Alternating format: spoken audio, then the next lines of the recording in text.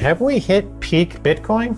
So Max Keiser, this week you tweeted a serious Bitcoin shortage is developing as supply on exchange dries up. Prices will start gapping higher, looking for sellers. What do you mean by this, Max Keiser? Well, remember the old peak oil or peak gold arguments that we are running out of oil or we're running out of gold. That, of course, is not true. But in the case of Bitcoin, because it is absolutely scarce and because the demand is approaching infinity, we are potentially hitting peak Bitcoin, where it will become increasingly impossible for the average mom and pop to acquire Bitcoin, because all the 900 coins per day that are generated through mining will be sucked up by the institutions and it'll never hit the market. And what we're seeing on the exchanges, all the major exchanges, is that their inventory of coin that they keep on hand to make markets is disappearing. They're running out of coins. And very few coins are coming into the market. And just the four biggest institutional buyers, including Cash App and Digital Currency Group and a couple of others, their daily demand is almost 3,000 coins. They only have 900 per day are being created. There's outstripping demand to supply, already 3 to 1. That's going to go to 10 to 1, 21 to 100 to 1. And then it doesn't really make any difference because you just won't be able to get any. Years and years ago, here on Keiser Report, we reported that Bitcoin would displace gold. That is turning out to be true. You see it in the numbers. You see people selling gold ETFs and you see them buying Bitcoin ETFs like GBTC. And now the biggest fund manager in the world, which is BlackRock, they manage $7 trillion. BlackRock CIO says Bitcoin will take the place of gold to a large extent. Bitcoin's network effect has forced traditional financiers to change their tune on the digital currency. And this is BlackRock's CIO of fixed income. He told CNBC last Friday, his name is Rick Reeder. He said Bitcoin is here to stay.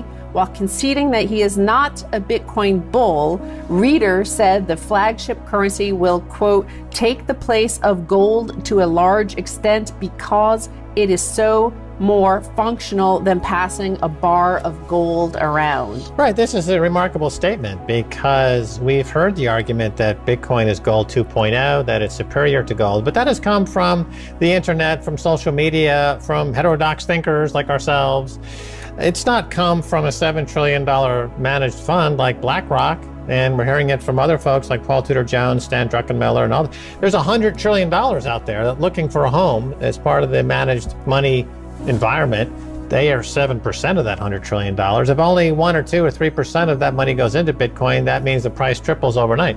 Right. Well, BlackRock is, I believe, the biggest purveyor of the ETF market, the exchange-traded funds, and those are derivatives. And there's more ETFs than there are stocks. There's a few thousand stocks, and there are many more actual ETFs that are packaged to reflect the underlying number that is the price, but it's not actually ownership. And so that's a derivative based on a virtual security. So my patent, the virtual specialist, is how do you make markets, virtual markets, using virtual securities and a virtual currency? So that's why they would reference that, and they probably have come out with their own intellectual property to move in that direction.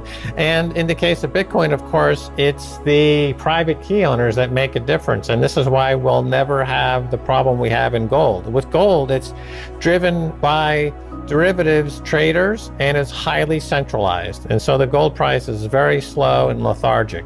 Bitcoin is decentralized, and it's impossible to control from a centralized player. And matter of fact, it is always spinning out toward decentralization. So it has two properties that gold wishes it did have, but it doesn't have. And then add on top of that the absolute scarcity, which gold doesn't have that either, plus the utility value. Okay, yes, I can store my value in it and I can use it for payments. That's true. You add this all up, and you can understand why Paul Tudor Jones, Stan Druckenmiller, Bill Miller over there at his major fund group.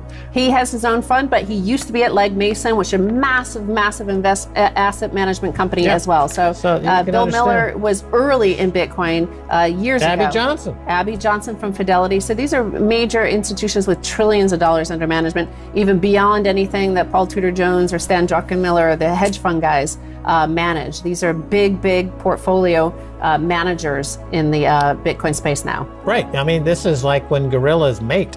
it makes quite a ruckus. We did mention in a recent episode that Citibank itself is now saying that they believe Bitcoin will go to 318,000 by next year. And a lot of people will say, oh, that's ridiculous because who has 318,000? Well, these guys have 318,000. They have several $1 trillion. $318,000 is like a lunch tab for them. Right. Remember, Bitcoin is the black hole of money, and it sucks everything in. All fiat money will be sucked in by Bitcoin.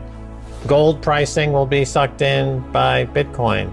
All stores of value will be eclipsed by Bitcoin.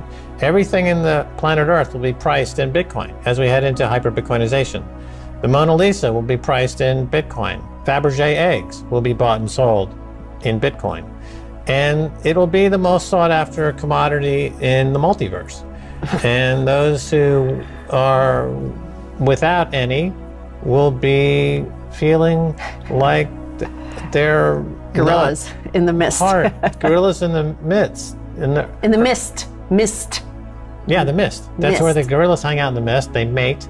Or like the elephants mating. The earth moves is what I'm trying to say. The earth moves. When the thundering herd of BlackRock and Citibank and Bank of America and Paul Tudor Jones, Fidelity, the wildebeests of the money world, Fidelity and the buffalo, they go on a rampage and the earth moves. And this is what's happening now in Bitcoin. The biggest money managers in the world are thundering across the open plains toward a price point called 300,000 to 1 million.